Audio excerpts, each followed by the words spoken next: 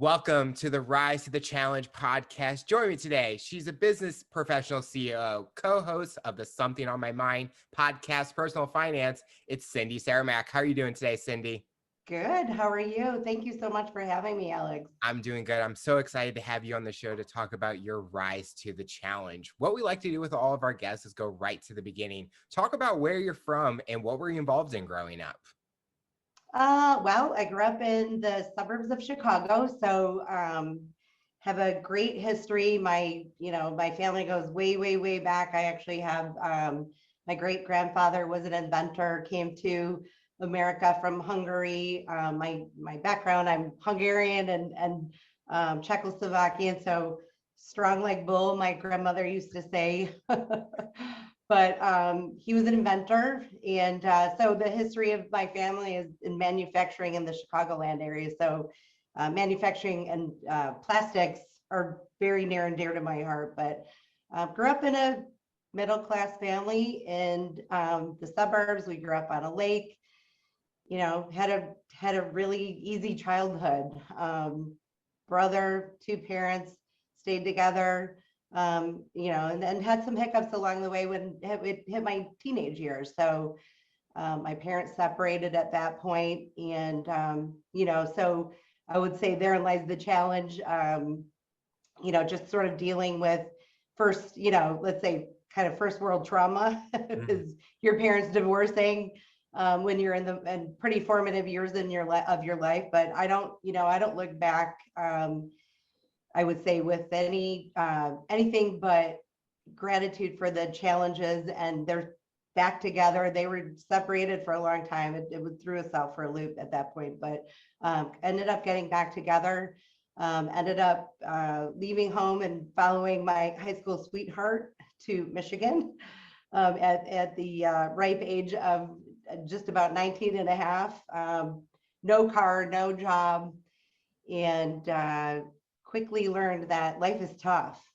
Yep. And relationships are tough. And these are things that I look back and now can look forward and help people along the way to say, you might want to change this or change that about the choices in your life.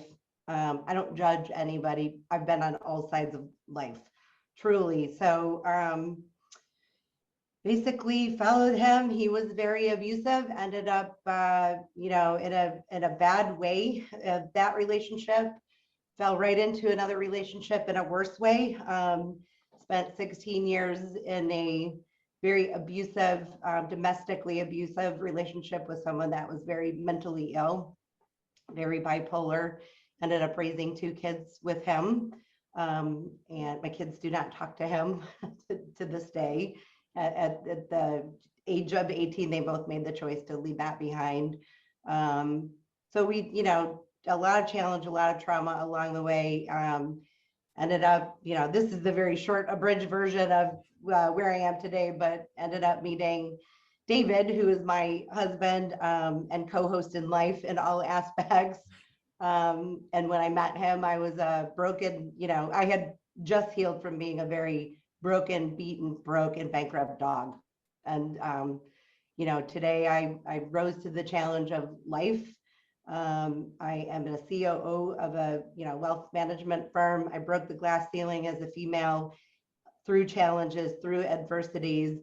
And I stand today feeling very proud of where I came from. 2 years ago, I got hit by a car walking out of the office across the street. So it was, that was another challenge and trauma in life that I wouldn't wish upon anybody, but here I am because I'm strong like bull, as my grandmother would say.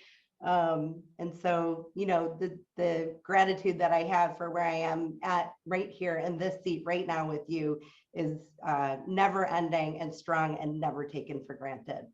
As you were growing up, did you have a passion or something that you wanted to be, like that dream job that you were going for? Actually, yeah. As a matter of fact, actually, it was in theater. I always wanted to be an actress. My mother's father, my grandfather was, I'm like, seemingly you have money. I mean, I knew very young growing up that my family had some wealth. So I was constantly asking my grandfather to buy my way onto I feel like you're probably going to be a little too young to remember the Gong Show, but Yeah. please don't tell me that. So yeah, I was like, I'll do anything. I'll do cartwheels. I want to be in the theater. I want to act. I want to dance. I want to sing. I couldn't sing. I couldn't do any of it. So that was my passion. But then my dad used to drive me to school every day to high school, and we would stop at Louis' gas station. And Louis' son was a commodities broker and a commodities trader in Chicago. And I'm like, I have no idea what it means, but that's what I want to do. And it was just like this innate sense, like, oh, that's what I want to do. So my high school yearbook picture actually says, who are you? What do you want to be when you grow up? And I said, see me if you want to buy stocks. So 7 years later, I was in the tile business for the first 7 years after high school. I didn't get a college degree. I have the College of Hard Knocks, went to community college for a little bit. And then as life would put me in the right situation at the right time, I met somebody in the financial world who said, you might want to try your hand in the wealth management field. And I said, where have you been? I mean, this is 7 years after my dream of, yeah, that's exactly what I want to do. I didn't even know why. And here I am 30 years later, in the position that I'm in, and just a lot of hard work, a lot of tenacity, and a lot of challenges that got me into the position. So truly, wealth management was my dream job. It's so interesting. You go from theater to a completely. Oh, no. I still want to be an actress. Okay. Let's be clear about that. That dream is not forgotten someday. It's just crazy that some guy at a gas or at Louis, and that you're like, I want to do this. It's just so different, areas. But I know. I guess it's just something that if you get hooked onto it, you're gonna do anything to still do that. Well, to be honest, I didn't even know why. I mean, I think that's part of this innate thing in my heart and soul. I get up every day, and even through the challenges that I went through for 16 years. And I mean, there was times I was being held up against the door, like, you're not going to work today. Like, and calling the police and having the police come and being so fearful, and going to work and crying in the bathroom for the first, on and off intermittently the first couple hours of the day. And like, okay, this is not who I am. That person is the person at home. I get to be, and I guess, Alex, when I think about it, the acting part was getting to work, like, okay, I can act this out. I can be who I want to be. And that's the innate part of who I am, is, letting everybody know I'm good. I'm just going to cry this out in the room for a minute, and I'm going to keep working hard and face this challenge. So I guess maybe that's part of let's say the act. And although it wasn't an act, that's the genuine part of who I was, but I got to act it out during the day. I couldn't do that at home.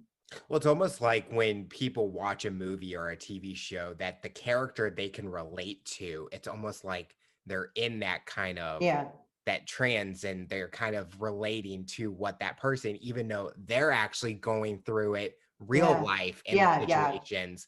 And then how you talked about putting a front on where people don't know what's happening, and we see that all the time. I think with social media, people are putting what they think people want them to see. Absolutely. But then when you're behind the phone writing that post, that it's not what that person's really thinking at that time. No, and I think that's probably the biggest misnomer about social media. And trust me, like, I watch the people that I know, like, they don't have a good marriage, but they're posting all these beautiful pictures about, and it's people maybe that I know what they're telling me on the side. And that's why I didn't hide it. I just worked through the challenge of it.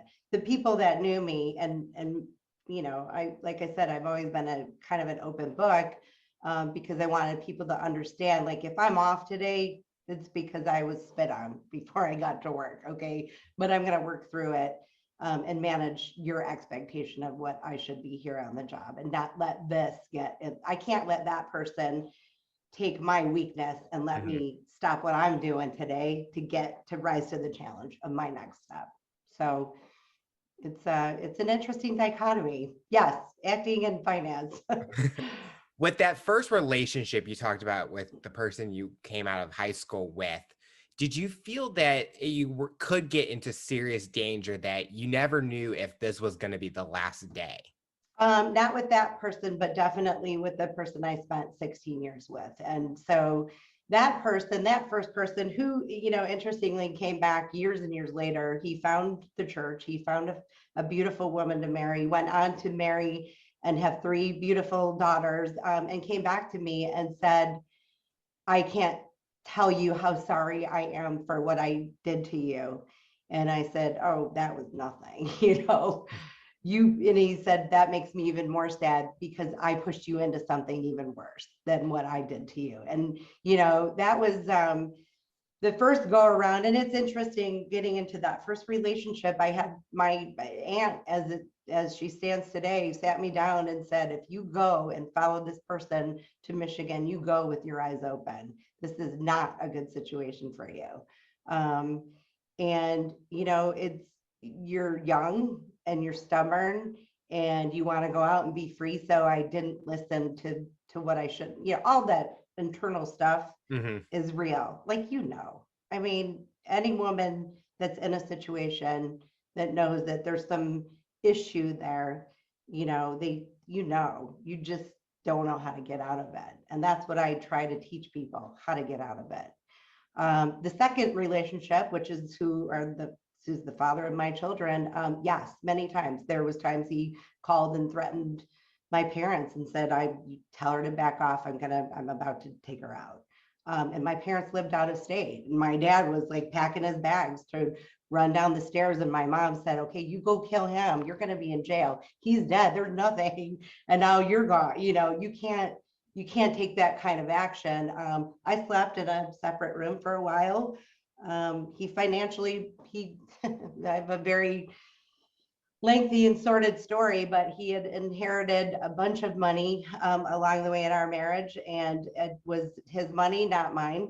And it was clear it was his money and not mine. He ended up spending every dollar of over $1 million that he inherited, and broke us, literally, like lost a car, lost a boat. By the time I finally escaped that marriage, I had to file bankruptcy. I had nothing. I lost my house. I was homeless with my 2 children. But I always figured being alive and completely broke was better than being dead and in the house trying to protect something that, I always thought that you have to stay to try to even give some family unit to your children, even if it's dysfunctional, because you don't think functionally when you're in that situation. You can't see clear. I'm in wealth management and I was somehow broke. You're in a situation that, you're financially broke because of this person doing this. So it's very situational, very circumstantial. And you're broken at the same time. So you're trying to balance all these little demons, personalities, angels, all of it. So yeah, I slept in a separate room. I slept with a giant vase that was a heavy glass vase that I figured I had no lock on my door. So every night I'd go to bed just like, please let me just get through tonight. And that vase was going to take that person out, and I was going to use it if I had to. So did you notice any signs when you got into that relationship? I did. And that this is where I would say, if people, I say you have to take a step back from a relationship, not get into a relationship. I say for 2 years, if you're coming out of a relationship that's not healthy. I didn't do that. I went from this type of person to a completely opposite type of person, thinking that was going to solve the problem. But I have, I'm a writer. Thanks to my Mrs. Fisher and my 6th grade English teacher, to this day, I love language and the spoken word and the written word. So I have stacks and stacks of journals of, basically, if I'm gone, you'll know where to find me or look for me. But very early on, journals right in the beginning of the relationship. I have journals I look back that it was completely dysfunctional then and I felt trapped. So, not taking the time in between to get myself healthy. And again, I'm a 23-year-old girl at that point. You're in la la land if you're in that kind of situation. So yeah, I mean, I knew there was signs really early on, but it really started happening when I had my first child and he went bonkers, like bonkers. So Have you scary. have you been able to be open with your children about what you've gone through and they're able to understand the impact that it had on you and the things that you might be going through or that still worry you about future things? Yeah, yeah. I mean, interestingly, I always tried to put the game face on to them. And it's like, I would say this to anybody in this situation. If you think your kids aren't noticing, you're dead wrong. You're just dead wrong. And if you think you're staying together because your kids aren't noticing, you're dead wrong. So my children, as early on as 2 or 3 years old, my son, before my daughter was born, walked in on the kitchen floor and I was being choked and clothes ripped off. And I can remember my husband, their dad at the time, and we don't even refer to him as their dad at this point. They refer, my son doesn't talk about him. My daughter refers to him by his first name, you know. So yeah, I mean, they knew what was going on. I mean, he was punching holes in the walls with I became a very good spackler. Let's just say, like, I knew how to spackle drywall really well after the first hole because he would stand in her room and just scream at me, you don't know how to raise your child. You don't know, she's controlling you. I mean, just like this demonic manipulation of her brain and my brain. And then, punching a hole in her bedroom wall and saying it's my fault, so she looks back with a lot of trauma that we've all had to sort of face and try to heal from. And, I filed for divorce in 2009 and we still have nightmares. So I've gone to therapy. I've tried to erase the memory and take that turn and that positive spin on it.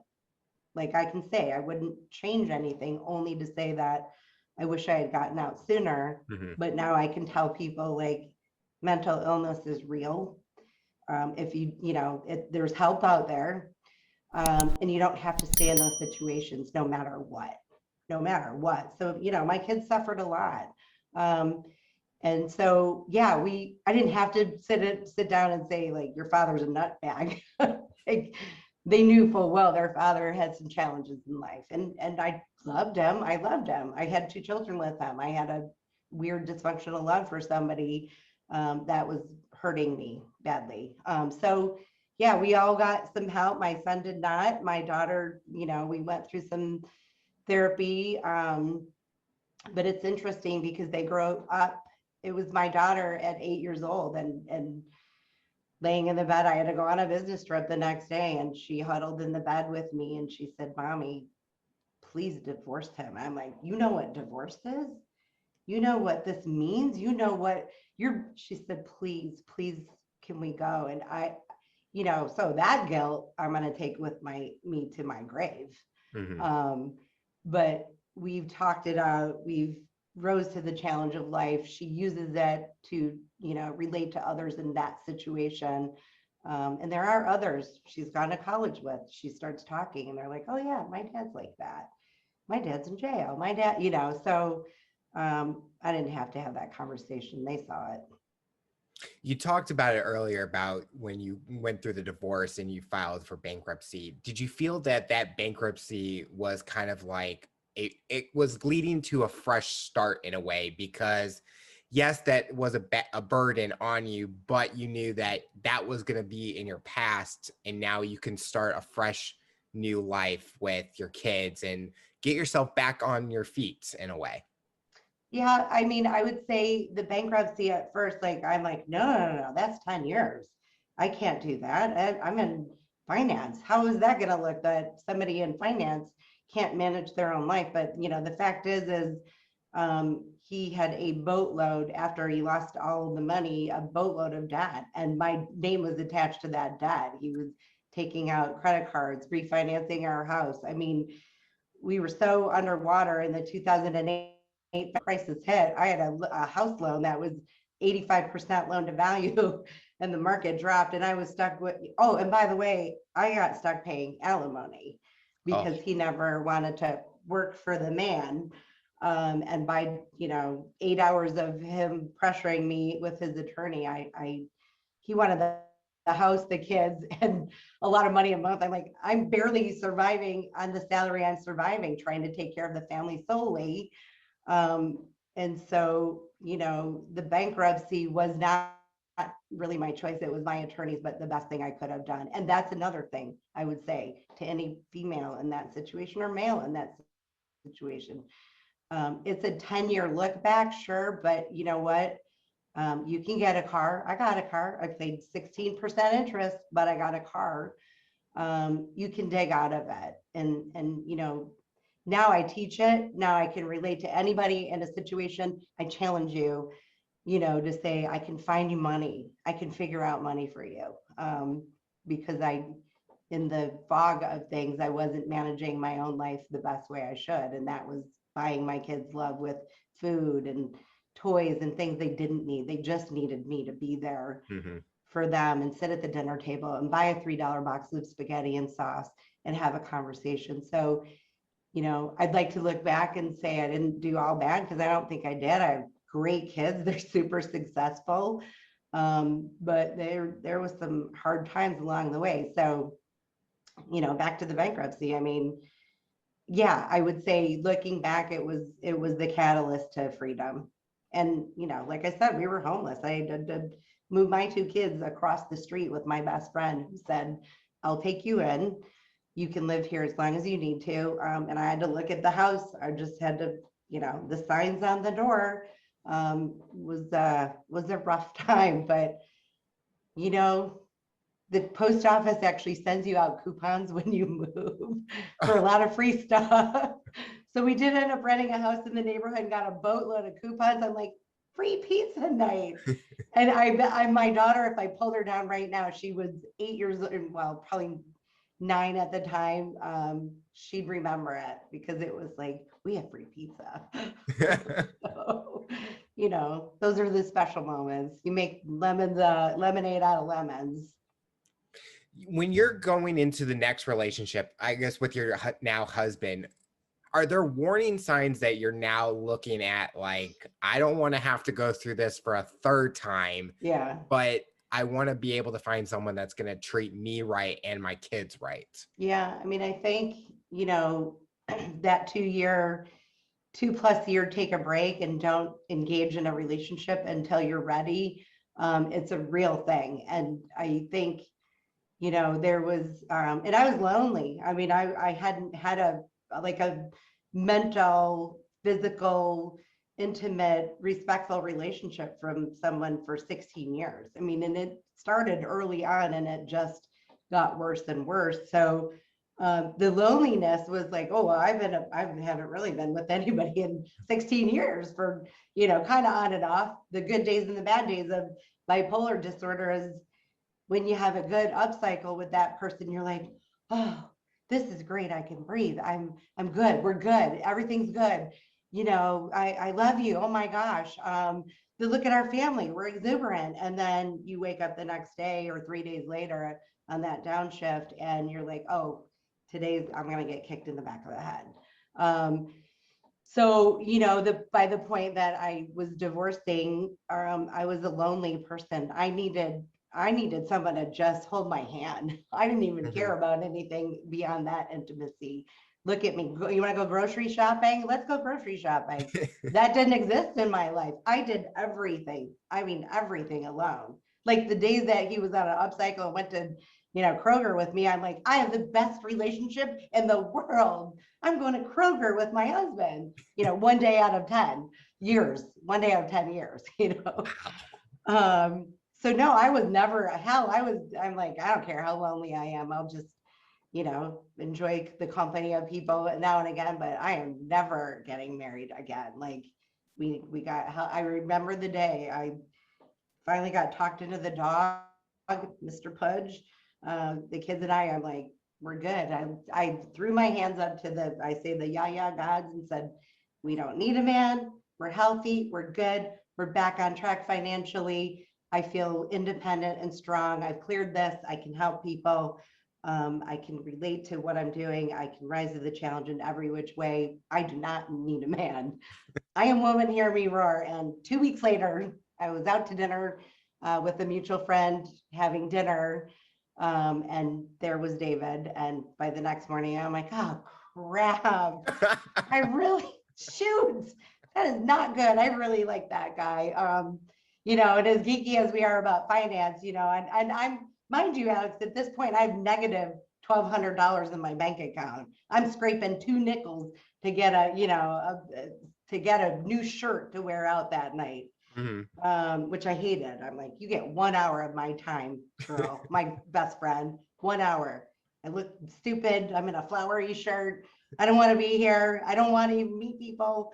And by the end of the night, we were making fake stock portfolios with each other to meet up 365 days later to see whose portfolio did better then. Oh my.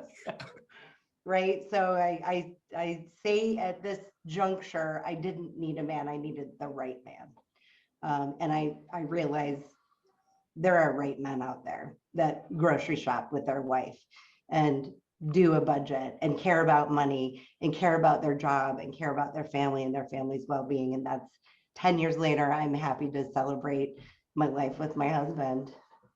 So does David go with you to the grocery store 10 out of the 10 days in a week, or Dude, 7 out of the 7 days? I have to say, here's what I say. He banned me from the grocery store because I'm like coming home with $300 more than the $100 we planned. He budgets for us. We're not stingy people. We have wealth, and we have actually in the last 10 years built wealth that is still, to this day, I'm like, look at what we've done in the last 10 years. And that's climbing the glass ceiling. That's breaking through a very male dominated world in finance. That's saving and planning. But yeah, no, I spent way too much money. And he's like, I'm going to Kroger and Meijer and Walmart. And I'm like, okay, I don't even want to grocery shop with you at this point. I'm not running to 3 grocery stores to save $8 when you just spent $9 in gas. So, but yeah, we do everything together, literally everything together. During this time, do you feel that you fully can be yourself and you can show people the true Cindy and who you are? Yeah, no, there's no doubt about it. And that's, I think, the one thing, being transparent through a lot of challenge in life, and allowing people, we were kind of talking before we joined together on recording, but, understanding that if you share the transparency about your life to a degree, I mean, nobody needs to know what I make or exactly what I have in the bank, but they need to know that, and this is what we were saying, I work with some people that have gone through some pretty traumatic situations in their life. And, absent of mine, just learning, somebody opening up that's a young woman that says she's in an abusive boyfriend relationship, and taking my hat off in one arena of my life and putting on the, been there, done that hat with her and looking at her in the eyes and saying, you don't have to do this. You are young and beautiful. You are smart. And believe me, when I tell you, there's people out there that will care about you in the way that is right. And having her mother email me 5 days later saying, I don't know what you said, but I've been trying to tell her for 2 years to break up with this guy, and she broke up with him. And maybe she just needed to hear it from somebody that she could relate to. And I'm in my 50s and she's in her 20s, but you know what? She related to the story, and I'm proud to say she's doing great today, years later. I've actually had myself in a couple of those. When I got hit by a car 2 years ago leaving the office, and I was a pedestrian, don't remember a thing, ended up in the hospital in a pretty precarious situation for a week. But it's somebody that was rooming with me. She came in and we just started chit-chatting, and I could tell this man that kept walking in was not her husband, her boyfriend. I could see the change in her. I could see the change. She overheard me talking about trauma to the nurse, and I said, this is nothing until you've been, choked and spit on. A car, being a bowling pin to a Ford Edge, no problem. And later that night, she said, can I talk to you? And we were, I'm like pulling the curtain, like, who's the voice behind the curtain, and she confided.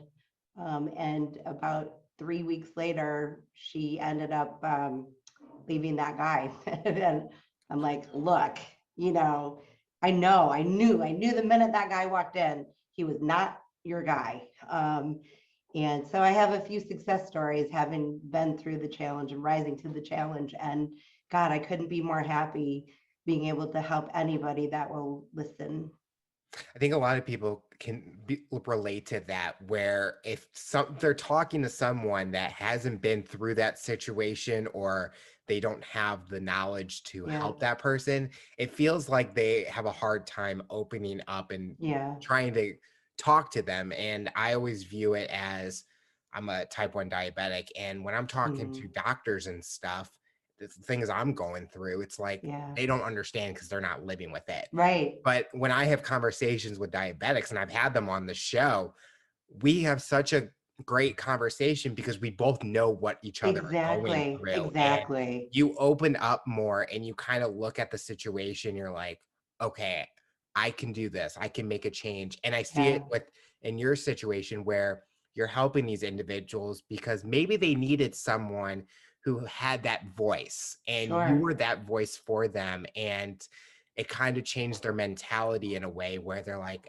I'm ready to make this change. I'm ready to make a difference. And now they're happy because they're ready for that next stage in their life. And I think your voice is amazing in what you're doing to helping other people, no matter what, even if it's through just chatting or a situation you've gone through, you're helping everyone. And that's great to hear. Yeah, I think so. I mean, I read a lot of self-help books, and I'm like, okay, I think the value of actually having someone look them in the eye and say, I've been there. Like, if you want to talk about a situation, I met David, and I'm like, little does he know, like, this shirt I have on, I can't afford, and it's ugly, and I shouldn't have bought it. And of course, I'm Googling him the next day, and he's like, comes up in like 18 different languages. He wrote a book on personal finance and budgeting. I was like, oh, I am in so much trouble. Like, I'm cute and I'm really nice. Well, I mean, I was cuter 10 years ago, but I was cute then. But like, maybe he'll just like me for me. And then, we've talked like, when is that time that you tell somebody like, I got nothing? I have nothing but bad credit at the time. And I don't have any money, but I can give you knowledge and wisdom, and I have a heart and soul that's going to stand by you. If you're loyal to me, I'm loyal to a fault, which is why I got myself in those situations.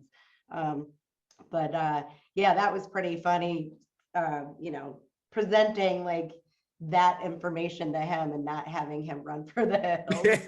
But actually, he said he had a Costco card, and I'm like, this is great. I'm a broke ass single mother. And he's like, you want to meet me at Costco a week later? And I'm like, I'm going to get so many bulk goods out of this guy. It was like a gold membership. I mean, I like, oh, wow, you have like a Costco card. I mean, I didn't even care what job he had, what car he drove. He had a Costco card. So a week later we met at Costco. I'm like, I think I actually really like this guy. I'm not going to just use him for his Costco card. It's almost like back then when the Black American Express cards were out there. They're like, oh, that person has a Black American Express. They got something. And you're so excited about someone with a Costco card. Like, dude, if he can afford a Costco card, maybe this is the man for me. So, and he had food all down his shirt. And my boss at the time, he's like, you can never go out and date anybody on a dinner date. You can't keep food in your mouth. And I walked into Costco, and he was like covered in grime. And I'm like, you know, you have like something on, he's like, oh yeah, it's oatmeal. I'm saving it for later. And I'm like, no. And then, Costco card and food on his shirt. I am golden. and you were worried about not wearing the shirt on that. The flowery, no, he was later. I still have the shirt. I put it on at our 10th year together. And I'm like, hey, I can still fit in it. And he's like, he goes, I thought it was ugly then, and I still think it's ugly now. So yes, humor. I found humor with a man. I didn't laugh for a long time. Were you shocked that you both had such a passion for finance or in that kind of industry, and that it led you guys to bigger opportunities where you're hosting a show about it and you're still in the professional world dealing with finance? Yeah, I think, you know, we've often had the conversation, is it luck? Is it, you know, kismet? Is it destiny? Is it coincidence? Like, you're in that time, that place and time. I've always, and this is, you know, life is by choice. So I had the choice to follow somebody to Michigan. I had the choice to go into a relationship and stay there when I knew it wasn't good. I had the choice to stick to that for 16 years and go through being, you know, humiliated and beaten both mentally and physically. And so basically, once I got to David, I'm like, well, this makes perfect sense. Third time's a charm seems to be it for me and many areas of my life. But, you know, I didn't question it. Neither of us questioned it. We actually moved so irrationally speaking. And you asked the question about the resume of things that I would accept in and recognize in a relationship. So I was like, hey, can you, not for me, but for my family, like fill out this resume, like this check, like, because the minute I tell them I'm interested in somebody, they're gonna crap, they're gonna shit, right? Yeah. Like, no, Cindy, you've not made good choices. We've stood by you. We've watched you. And I should say this. I shielded a lot from my parents. I shielded a lot from my family. To this day, and recently I started telling some things, and my poor mother started crying and she said, we failed you. And I said, you didn't fail me. I didn't tell you. I allowed you to not worry about me till I knew it was a time that you probably needed to worry. Like the exit strategy of divorce was, am I going to get out alive? So we created an exit strategy. So, you know, when I look back, I don't want anybody ever thinking that people turn their back on me. My family didn't know to the degree that I was going through this. And the closest people that I didn't know how to help. They were equally as scared, you know. But yeah, meeting David, they were giving their resume, and like 6 months later, we're like, we're moving in together. Let's see, I'm an adult, you know, mother, like a real adult in my 40s with 2 children. But he was raising his son on his own. So you had to think his ex-wife had given up almost both. He had like almost like 90% custody. She had a couple days a week that she could have, you know, that she voluntarily gave up. So I knew that a man that had custody of their child, which is very, very rare, the courts always side with the woman no matter what, that he was probably going to be okay. And he had a Costco card. I still love the Costco card part. You know, it's David's claim to fame with me. Like, he's like, man, if this girl is that easy, I am golden. Right? That's what he always tells my parents. Like, that guy was a complete idiot, and I could be just mildly an idiot and still be better than that guy. So I'm in great shape. But yeah, there's a lot that goes into it, and then you get like, okay, I just know, and I've checked all the boxes because I knew that I had to check the boxes. I wasn't, and actually he'll deny it that I wasn't serious about it. But about 3 months in, I broke up with him. I'm like, I'm not sure. I'm a very emotional person, and you're not. You're actually very almost aloof and nonchalant, and too logical. You're like, he was too normal. We were used to chaos, like finding chaos at that point. So he's like, no, I'm not letting you give up a good thing. I'm not going to let you give up something from someone that actually is willing to take care of you and wants to own everything that you've gone through with you. So it's weird. We have a super great, happy grocery shopping, everything together relationship to this day, 10 years later. I'm going to go back to the whole your passion for acting. It sounds like I'm listening to like something that needs to be made into a movie, like your story and everything. And it's even deeper than this. I'm telling you, there's like some of the stuff from the ex-husband is a movie. But it's nice to know that a lot of positives have happened in your life now, and just seeing you smile and be enjoying everything that's going, that's the important part. And even when I was just talking to both of you, it was just, you could just feel that you guys care so much about each other, and that's the important part. And it's, everyone has that rise to the challenge, and you went through a lot of that, but you've learned so much about yourself that you are continuing to grow each day. Yeah. Oh, I'm a work in progress. I'm not done. I'm nowhere near done. Yeah. No. So what made you guys want to start a podcast, and what's been the best part about doing it? Well, I honestly, like the first probably several months that we were together just dating, we're like, we need to join forces. Like, you're on the wealth side, I'm on the budget side and the personal side. And, he runs our house like a business. I think it was just always, we were going to write a book. I've been, I've started penning a book for years and years, and then I start it and I relive the part of the details of my life that I have enough in my nightmares. Maybe do I want to even go through that, right? Do I want to relive that? And so we always came to grips with, okay, maybe the Broken Woman book isn't what I should do. It should be how the broken woman met, I would say, he didn't say this, but like her Prince Charming, he might, but and really dug out and really like having that inside the house and going to work and being somebody that is, I literally worked my way up from being on the front line in service, on the service side, to being recruited into management. So I was a manager of, 7 branches, and I had 45 direct people directly reporting to me. And they were all the peers that I came from.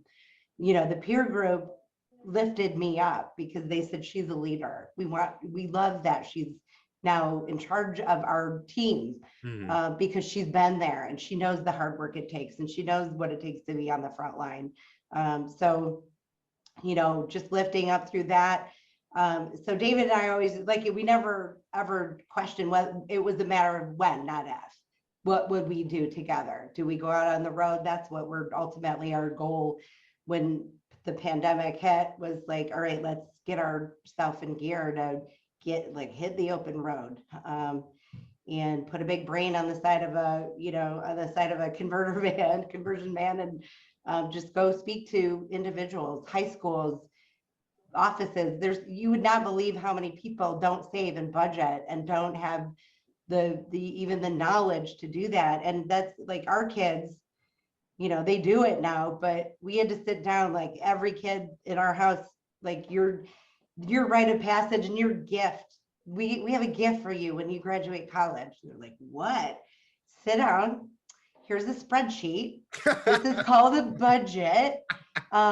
This is a 401k. So when you get a real job and you have one of these things that have a 4 and a 0 and a 1 and a K behind it, you're going to get into that. And this is what a budget looks like. And if you have this amount of money, that's how much you can spend.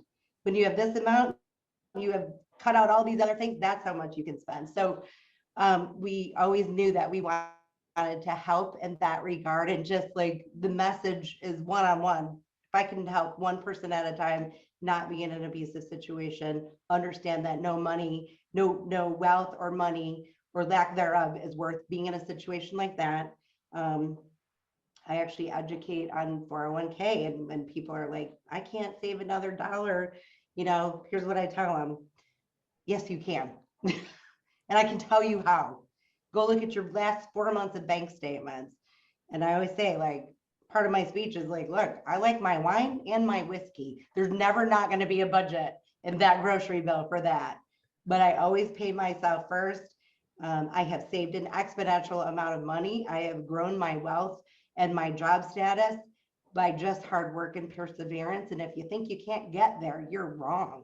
I was a beaten dog. I'm not kidding.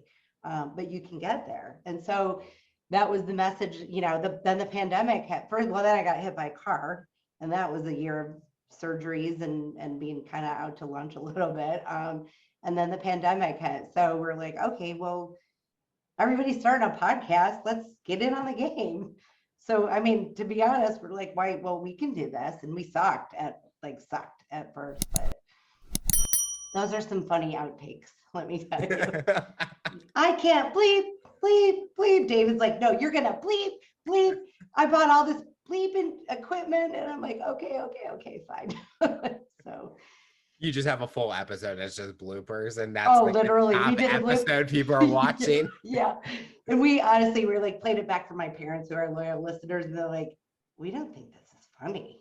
This is funny. This is like you two yelling at each other. Like, literally, no, that's not funny. So they're worried, like, is this gonna lead to a divorce? You guys are yelling at each other. They're like, and yeah, and wait, it sounds like Cindy's being really abusive here.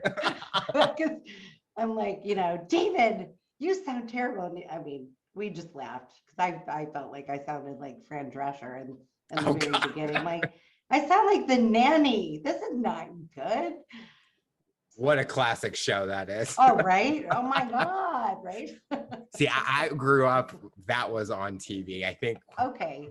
So I know that show. The Gong Show. Okay, yeah. Fine. Whatever. Well, didn't they make like a newer version? Yeah, they did. I didn't even watch that. So I have no idea. No. Is there anything that you are hoping to accomplish? So what does the future look like for you personally and professionally? I think professionally, what we've set ourselves up to do is retire on time. So going from a negative $1,200 to having wealth in my pocket that I can logistically say I'm going to retire early, actually not even on time. Retirement on time would be age 65. I'm hoping to achieve that in the next, 5 to 6 years. I'm turned 55 this year. So, retiring early and then just taking our message to the road. I mean, that would be it. Just, getting in front of people. The accomplishment would be finally finishing the book, not even writing it, finishing it. It's been started. And just sort of relating to, you look at TikTok, right? Yes. And TikTok's full of people doing what we're doing. So this is no mystery. This is a bunch of people figuring that they have an avenue to do exactly what we did, which was get in front of people in a big grand scale, dance a little bit, point at little things, I did it. I get it. I'm learning, but I see young adults on there that are 18 and 25 being really successful financial entrepreneurs, like understanding it, which is awesome. And then there's part of me like, oh, you haven't lived life. You're only, but you know what? I was 18 once and I thought, I look back now, like if I had the fortitude to learn it and grow it and teach it then, I mean, these individuals are so successful because they get it. I want to just teach that, okay, now you've got the principles and the tools to do this. Now let's take it another step, because now I've actually lived a certain amount of things in my life that you don't want to look back with regret. You don't want to not put away to your 401k. You want to pay yourself first, and just teach that at our age and our level. I mean, I love that there are young adults out there spreading the message. I could not be more excited about the industry and the message. I love finance. I just love it. If you can't tell. See, I feel like they need to start teaching that in college. Nobody teaches it. Well, and that was, they don't. The hard part, because I think in high school, I took you had to take a personal finance class. Yeah. but none of that information was like anything like that. It was like, Right. oh, how do you write a check? How do you That's use a it. credit? And I'm like, Exactly. okay, I could have learned that on Google, but like Right. teach this stuff. And I think when I was growing up, I was a person, I'm like, I don't want to spend $10 on this. I'm at Right. the grocery store instead of like how you were paying 300 for $100 Yeah. budget. I'm like, Yeah. nope, I'm going Yeah. 95. I got Yeah. to save that $5 just in case for taxes. Exactly. You get it. And I was, Yeah. and my mom always yells, she's like, spend money on yourself. And I'm like, Yeah. Yeah. okay. But I think it's one of those things where I look at my friends like, during college and I'm like, I wish they saved, because Yeah. Yeah. some of them are struggling now. Yeah. And I kind of help them, not like Yeah. financially, I just giving them advice like, oh, this is how I've been saving. Do you really need to buy that membership or something? Yeah. But I think, like you said, that generation or my generation needs to Yeah. have that information, because Yeah. when they get out into the real world, it's gonna affect them big time. Big time. And I guess with TikTok and stuff, if those people are talking about it on there, they're hitting that core They're hitting demographic. it. Maybe they'll Exactly. take that information, learn it, Yeah. and run with it. Yeah. No, and I think that's exactly what's happening. I mean, I know one in particular, and she has like 2 million followers. And at first I'm like, what do you know? You know me, I'm like, you don't know anything. You're 18. You haven't lived a financial. And then I started studying, like really reading about this person. I'm like, she created an app. She's understands finance. She legitimately understands finance. Because I'm like, somebody must be feeding her this information, just like cue cards. But no, this girl is 18 or 19 at this point and understands it.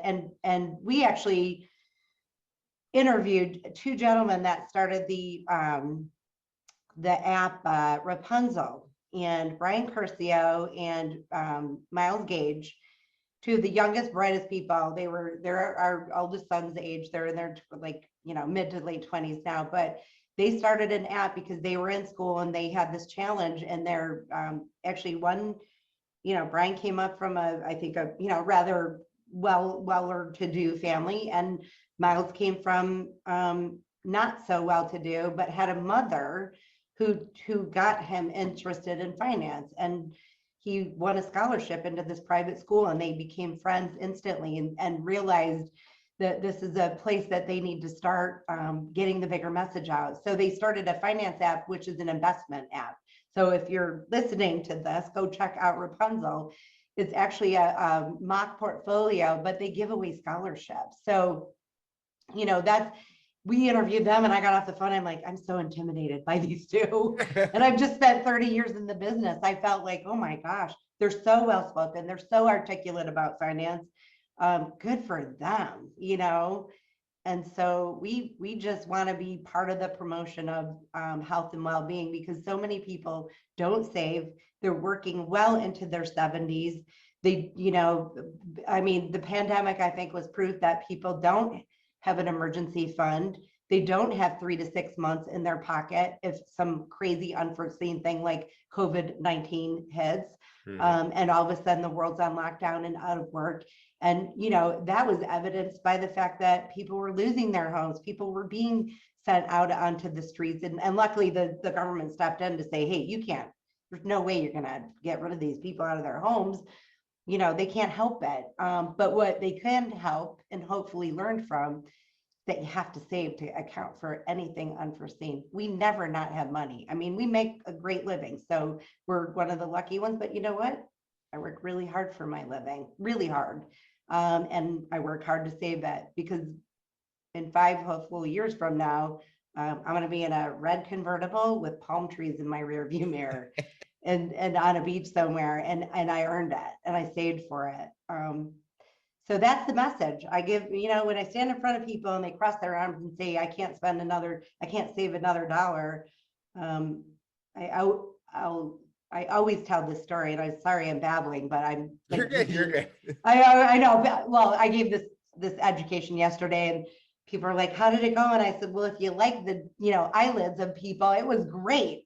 Because that's all they saw. They had no idea what I looked like. They used my hour as nap time. Like all they saw was their backs of their eyelids. But The story I always tell is when I would go to work and I had one colleague, I'm like, I'm so broke. I'm like, I can't afford anything. Like, I don't have Christmas for my kids. And he's like, well, you have a Starbucks in your hand. How'd you buy that? I'm like, it's $2.89. And he's like, you do the math, sister. Like that $3 coffee over 20 years is about, I think it was like $40,000 in 20 years, right? Yep. Compound interest is your best friend. Start early. It doesn't matter. $5 is better than $0. That's what I know now. If I could go back to young Cindy and be like, shake myself, like, what are you doing? Your kids don't need Subway. They need you to sit at a dinner table and talk to them. And to this day, our kids are in their 20s and we have family dinner over Jeopardy. And it doesn't matter if we're eating an egg and bacon. We're just having a conversation and it's amazing how much you can save if you just cut out. You don't even have to cut out coffee. Just work that into your budget. Yep. Just budget. Just know where your money's going. Oh God, I could just go on all day. How much time do you have? So the final question I'll ask you, for Sure. someone that's listening to this interview based on your journey and experience, what tips or advice would you give them to overcome obstacles, accomplish their goals, and rise to the challenge? Oh, first I tell them to, if they're going to be on video, make sure their hair looks better than mine. rise to that challenge, please. Yeah, this has been a long week. To be serious is that when you find yourself in adverse situations, seek the help that you need. So that's like key number one. You don't need to hide what you're going through. So hiding that doesn't help you. Speaking about it and finding people, whether it's you call a hotline of domestic abuse, whether you call a hotline and say, I'm living with a person who's threatening to kill themselves, which is what I also experienced. There's help. You need not to hide behind any facade. If you're in trouble, you need to talk to people to help you get out of it. Don't hide it. That would be number one. Number two is,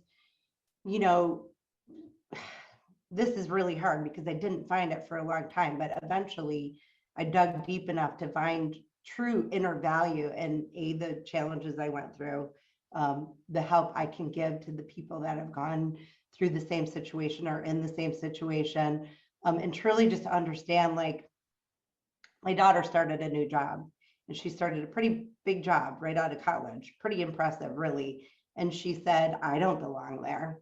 And I said, yes, what are you talking about? You got that job.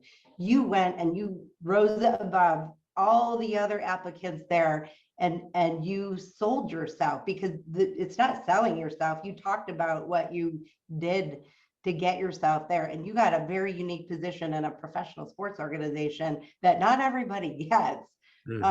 You have to believe in yourself, and that's the hardest challenge to rise above, is truly believing your self-worth. The minute you realize, like, you can do this and you've got this, and you've associated with the right people, disconnect with the wrong people, disconnect with the people that don't provide value when you're in those situations. Because I can tell you this, people will take advantage of you, and they took advantage of me, and they will take advantage of weak people. It's human nature. It's just it's like, I want to drive by that car accident because I just need to see the car accident.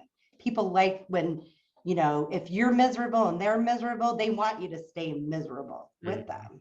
Rise above that, rise above their misery. You have to delineate, like, what's good for you and who's good for you. And, that's part of the journey. Just letting yourself understand who you are, and taking all the negatives out that don't provide value. Associate with, the birds of the feather. You can get there. So I would say those are the two biggest things. If and find the work. Like, if you grew up in a trailer park or the streets of Chicago or whatever, it doesn't mean you're not worth the same thing that the president of the United States is worth. You can get there if you really want to. Just, obviously environmental challenges and and house challenges and domestic challenges. I'm not discounting that. I provided those challenges to my kids and they rose above it. Well, So Cindy, I want to thank you so much for coming on the show and talking thanks. about your rise to the challenge. You're inspiring so many people, and we're excited to Thank see what you. it looks like for you. All right. Thanks. Sorry, I babbled a little bit, but Good. I appreciate the time.